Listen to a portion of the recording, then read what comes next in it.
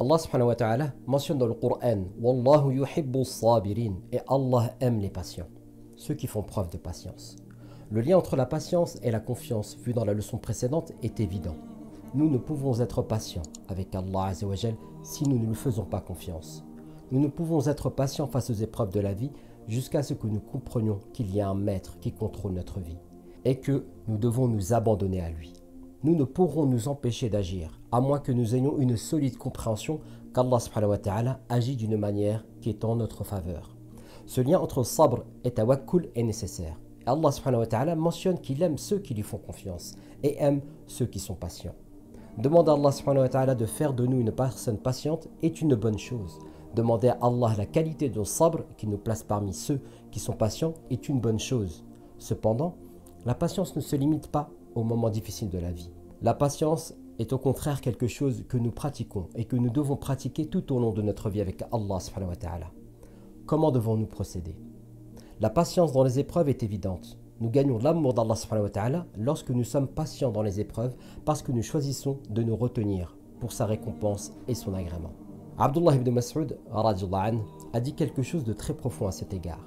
La plupart des gens, le jour du jugement, n'entrent pas au Jannah, au paradis, à cause des bonnes actions qu'ils ont accomplies, mais à cause des difficultés qu'ils ont rencontrées et de leur patience, de la patience qu'ils ont montrée en face de cela. Nous préparons donc toute notre vie et une épreuve majeure nous est imposée, mais nous exprimons notre patience envers Allah subhanahu wa ta'ala, notre amour d'Allah subhanahu wa ta'ala malgré cette épreuve, purement basée sur le fondement de la confiance, at-tawakkul, et qui nous permet d'atteindre la récompense ultime d'Allah subhanahu wa ta'ala.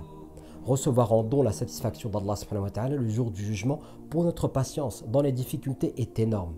Par conséquent, nous nous retenons et pratiquons la retenue parce que nous voyons sa satisfaction plutôt que nos propres malheurs. Nous voyons l'objectif visé par Allah subhanahu wa ta'ala dans un avenir proche bi'idhnillah plutôt que nos difficultés immédiates. Cet objectif est capable de nous aider à surmonter les difficultés imminentes, car avec la patience vient la facilité. Il existe un second type de patience, la patience face à nos propres désirs. Nous nous retenons de laisser exprimer nos convoitises et nos désirs d'une manière qui est inadmissible. Il faut avouer que dans les moments d'aisance, c'est à ce moment-là que nous nous donnons à l'expression de nos passions. Lorsque les gens perdent patience dans les moments d'aisance, ils se retrouvent sous le charme de cette dunya et finissent par faire preuve de largesse et d'allégresse, pensant qu'ils ne vivent qu'une seule fois et qu'il faut donc en profiter. Mais ce n'est pas vrai. Nous savons qu'une autre vie nous attend, une autre vie qui, elle, est éternelle. Nos jours sont comptés dans ce monde, mais l'au-delà, c'est pour l'éternité. Être patient dans l'aisance et nos désirs en ayant de la retenue parce que nous savons que la récompense qu'Allah Azza wa Jal nous a garantie dans l'au-delà est bien supérieure à tout ce que nous pourrions avoir dans cette vie. Le rappel de l'agrément et de la récompense d'Allah subhanahu wa ta'ala est capable de nous aider à traverser l'épreuve de la tentation, tout comme il est capable de nous aider à traverser toutes les épreuves.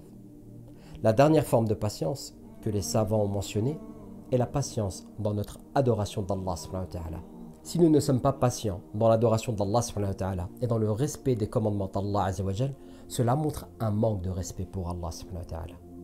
La patience dans le maintien de ces actes d'adoration est une forme d'expression attestant que nous sommes prêts à maintenir le cap pour l'amour d'Allah, parce que nous voulons voir ces bonnes actions acceptées.